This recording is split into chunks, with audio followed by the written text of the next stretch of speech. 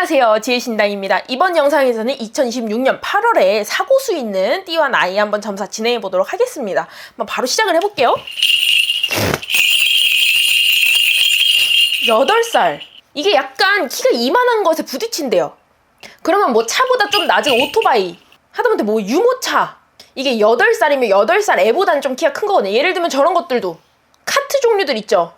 요구르트 카트 이런 거. 그리고 내지는 요즘에 전동차부터 전동 자전거, 전동 킥보드 이런 거. 근데 전동 킥보드보다는 좀 두꺼워요. 그런 것에 부딪힘 사고수가 있대요. 이게 부모가 근처에 있기는 한데 이게 부주의했다고 말하기도 뭐한 게 사각지대예요. 좀 이렇게 딱 바로 등을 돌렸을 때 이렇게 쳤다 그럴까? 그리고 내가 좀 안전하다고 생각하는 공간. 예를 들면 내 아파트 앞이라든지, 예를 들면 아파트 단지 내라든지, 예를 들면 자주 가는 마트 주차장이라든지. 근데 문제는 애가 부딪혀가지고 파절이 생긴다고 하니까 이게 순식간에 파절이 생긴다고 하고 피를 본대요. 그러면 애가 이빨이 나가거나 이빨이 깨진다든지 아니면 어디 꼬매게 된다든지 뭐라도 부러지든지 뭐 이런 거예요. 마찰까지 생겼으니까 좀 피가 났겠죠? 부딪히는 거 외에. 어쨌건 부주의는 아니고 상식적인 수준의 행동이긴 한데 그래도 훨씬 더 주의를 기울이셔야 되겠습니다. 애가 이 나이 때 치아 파절되면 계속 레진하고 그 다음에 크라운하고 그 다음에 보철 치료하고 별 고생도 이런 고생이 없어. 거기다 이제 신경까지 다쳐버리면 색깔 달라지고 그래요. 그게 압니다. 고생 꽤나 합니다. 그러면 하여튼 좀 신경 쓰시길 바랍니다. 이제 또 다음 분 봐볼게요. 16 어린애들이 많이 나오네. 교통사고수가 있나봐요. 근데 문제는 핸드폰 보고 다녔나봐. 근데 이게 시시비비를 가릴 때 애가 아주 불리한 포지션이 아니라고 볼 수가 있는 게 약간 이런 거예요.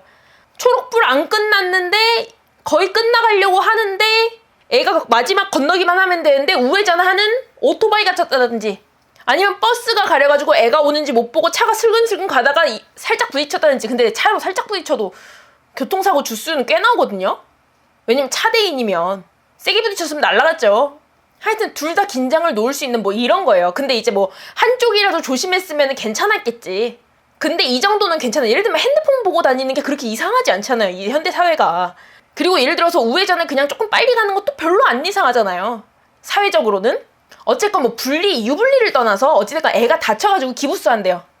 이럴 때는 뭘 조심하셔야 되냐? 저런 거, 에어팟 같은 거, 소리 안 들리는 거.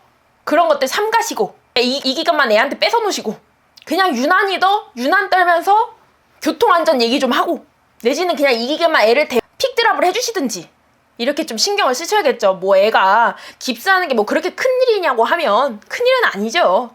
애들 한 번씩 깁스하고 다니는 거죠. 근데 어쨌건 놀랄 일이 있다. 그리고 굳이 사고를 마주칠 필요는 없으니까 특히 애면 그리고 또 예민한 시기인데 그렇게 해서 좀 신경을 써주시면 좋겠습니다. 이제 또 다음 분 봐볼게요. 40대 추돌사고 조심하시래요. 이게 추돌사고로 조심할 수 있다는 거는 사실 위아래 그냥 껴버리면요 조심할 수 있는 게 없어요. 그러면 사실은 그때 안 나가거나 에어백을 점검하거나 이 정도의 조치를 하겠죠. 아예 시기를 짚어서. 근데 이게 조심하라는 건 내가 조심하면 피할 수 있다는 거예요. 예를 들면 앞에서 추돌이 4개가 부딪혔어. 그럼 내가 꺾는다든지 그냥 꺾으면 또 추돌 나는 거지. 차차차 이렇게 보고 꺾어야겠죠. 하여튼 추돌 사고일 수가 있다. 예를 들어서 내가 맨 처음에 내가 박는다든지 이게 서행 중이어도 이게 추돌이 순식간에 일어나거든요.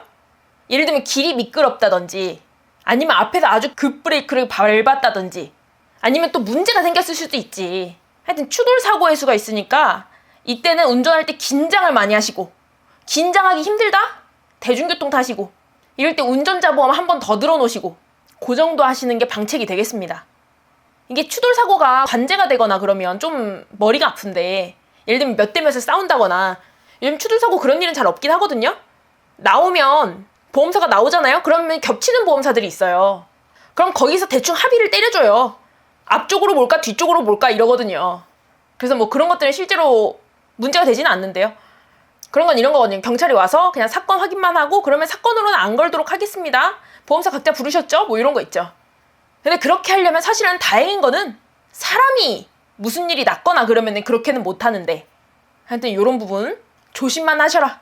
근데 그 사람이 어떻게 될 정도로 그런 거를 조심하지는 못하겠지. 하여튼 그런 거 미리 알고 계시고 이 기간만 좀 예민하게 다니십시오. 그리고 또 다음 분 한번 봐볼게요. 61 대중교통에서 사고수가 된대요.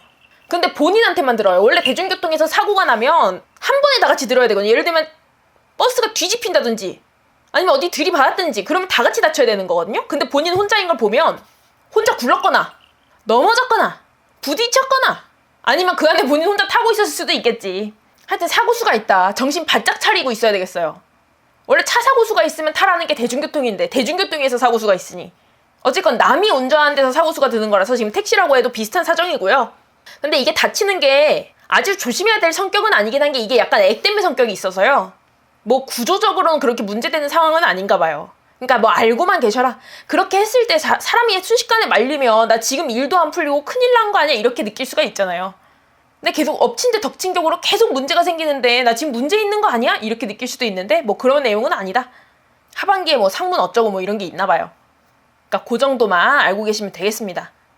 그래도 이왕이면 다칠 거 크게는 안 다치게 좀 조심하시는 걸로 핸드폰 좀 주머니에 넣으시고 예를 들어 버스에서 태그하더라도 천천히 하시고 지하철에서 내리더라도 내가 못 내리면 사람이 너무 많아서 못 내리잖아. 그러면 그냥 조금 늦자. 그런 마음가짐으로 이번 달 지내시면 좋겠습니다. 또 다음 분 봐볼게요. 41. 뭐 얻어맞는 걸 조심하래요. 이건 뭐야? 폭행 뭐 이런 건가 본데요? 나한테 직접적인 폭행이 아니어도 내가 뭐가 날라와서 맞거나 예를 들어서 어디 건물에서 뭐가 떨어져서 맞거나 이게 타박상이긴 한데 맞은 정도예요. 문제는 이걸로 인해서 죽을 정도까지는 안 간다는데 어쨌건 많이 다친대요. 많이 다친다는 건 이렇게 해가지고 지금 내가 열 몇 방울 꿰맸어 뭐 이런 건 거거든요. 그리고 이게 무섭다고 하니까 거의 뭐 얼굴 쪽으로 날라오거나 내지는 뭐 술자리에서 시비가 붙거나 아니면 요즘 애들한테 좀 훈계 좀 했다가 걔들이 좀 때리거나 뭐 이런 얘기일 수도 있겠죠. 하여튼 얻어맞는 수가 있으니까 지금 좀 몸 좀 사리셔야 되겠습니다. 누구한테 시비 걸지 말고 어디 껴들지 말고 등 터집니다. 정의로운 건 좋지만 그냥 이 기간만 위험하니까. 왜냐면 그거 누가 보상할 거야. 예를 들어서 누가 뭘 던졌는지 맞는다든지 이런 거예요. 하여튼 좀 신경 쓰시고 이거에 대한 뭐 사과나 뭐 이런 것들을 못 받는 상황인가 봐요. 그래서 억울하진 않은데 서러운가 봐요. 억울하면 막 화나고 어떻게 이럴 수가 있고 막 이런 건데 그렇진 않은데 어떻게 보면은 내가 왜 그랬지? 내가 왜 조심 못했지? 아니면 왜 저런 걸 내가 이렇게 무기력하게 가만히 있어야 되지? 뭐 이런 서러움. 하여튼 서러움이 닥쳤을 때 그렇게 또 너무 몰입하지 않으려고 노력하시는 게 중요합니다. 서러운데 그렇게 집중하고 슬픈 김에 슬픈 영화도 보고 슬픈 김에 슬픈 노래도 듣고 그러면 내가 지금 슬픔은 감당할 수 있지만 불려놓은 슬픔은 감당 못할지도 모릅니다. 그 정도 신경 쓰시고 언제나 사람들이 상식적으로 내가 피해를 당했다고 해서 사과를 하지 않을 수도 있어요. 사람에 따라서. 예를 들면 나 술 먹어서 기억 안 나는데 네가 맞을 짓 했나 보지 이렇게 나올 수도 있어. 근데 거기서 정의 찾고 그렇게 하는 게 세상 이치에 안 맞을 수가 있어요. 걔는 알아서 될 거야. 거기는 신경 끄시고 어찌됐건 본인의 안정을 위해서 본인을 좀 돌보셔라 이런 말씀 드립니다. 또 다음 분 봐볼게요.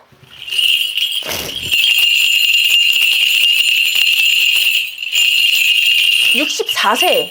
이건 뭐 재난사에 끼나 봐요. 뭐 불이 났다든지 건물에 불이 났다든지 이게 뉴스 안 나도 불 나는 일이 많아요. 생각보다. 불이 났다든지 아니면 건물에서 대피하라는 얘기가 나왔든지 내지는 비로 인해서 작은 산사태가 났다든지 이런 식으로 좀 단체로 피해야 되는 상황인데 본능대로 움직이시래요. 남들한테 피해를 주지 않는 선에서 뭐 본능대로 움직이셔야겠죠. 예를 들면 사람들이 위로 올라오고 있는데 나는 아래로 가야 될 것 같다든지 아니면 나는 지금 사람들이 예를 들면 알림음이 울렸어. 위험하다고 했어. 근데 사람들이 괜찮대. 괜찮은 걸로 밝혀졌대. 그냥 오보래. 그래도 본인은 대피하신다든지 이게 그렇게 도덕적인 어떤 죄책감을 느끼거나 그럴 내용은 아니고요. 본인이 느끼기에는 그냥 내 목숨 내가 알아서 하는데 이 정도로 느껴진대요. 약간 남들이 걱정하거나 남들이 권고하는 것에 본인이 좀 반하는 결정을 하고 싶은 그런 마음인가 봐요. 근데 이제 거기서 본인의 직감을 따르셔라. 그러니까 참고하셔서 이게 안전불감증이 무서운 거니까 이 기간에는 어찌됐건 이번 한 달이니까 이 기간에는 내가 뭔가 예민하고 쎄하고 직감이 안 좋고 기분이 안 좋고 이러면 싹 피해버리십시오. 왜냐면 한 달이니까 별로 길지 않거든요. 그리고 본인이 대피하고 나면 예를 들면 신고를 한다든지 아니면 그러고 나서 누구를 구한다든지 본인이 뛰쳐들어가지 않아도 아니면 증언을 해준다든지 구조에 대한 설명을 해준다든지 뭐 이런 것들을 본인이 도움을 줄 수 있으니까요. 일단은 본인의 직감대로 행동하셔라. 거기서 구구절절히 길게 설명할 순 없잖아. 지금 이번 달에는 내 직감이 맞다니까요. 그럴 일이 있다니까 그런 사연이 있다 일단 믿어보세요. 이렇게 할 필요는 없고요. 그럴 상황이 되진 않고 하여튼 본인은 그렇게 하셔라. 그렇습니다. 이렇게 해가지고 이번 영상 한번 맞춰보고요. 또 이제 다음 영상에서 다시 뵙겠습니다. 모쪼록 크게 안 다치고 또 잘 대응하고 그렇게 하시길 바랍니다. 그럼 안녕히 가세요.